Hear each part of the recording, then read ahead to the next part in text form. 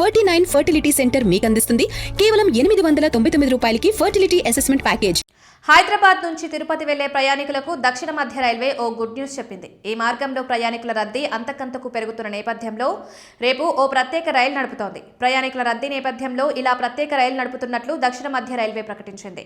ఈ రైలు బయలుదేరే సమయాలు, హాల్ట్లు, ఇతర వివరాలను కూడా ఎక్స్లో ట్వీట్ చేసింది. కాబట్టి కాచిగూడ నుంచి తిరుపతి వెళ్లే ప్రయాణికులు వీటిని గమనించాల్సి ఉంటుంది. కాచిగూడ నుంచి తిరుపతికి ప్రత్యేక రైలును రేపు నడపాలని అధికారులు నిర్ణయించారు. ఇది కేవలం వన్ వే ట్రైన్ మాత్రమే. కాచిగూడలో ఈ ఎక్స్ప్రెస్ రైలు రాత్రి 10:40కి బయలుదేరుతుంది.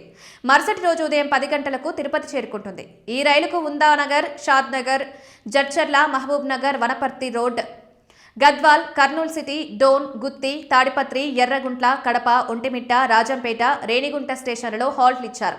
ఇందులో third AC, chair car, general second class కోచ్లు ఉంటాయి. కాబట్టి రేపు కాచిగూడ నుంచి తిరుపతికి ప్లాన్ చేసుకునే ప్రయాణికులు టికెట్లు బుక్ చేసుకునేందుకు అవకాశం కల్పిస్తున్నారు. ఈ మార్గంలో ఇప్పటికే పెరుగుతున్న రద్దీతో ప్రయాణికులకు టికెట్లు అందడం లేదు.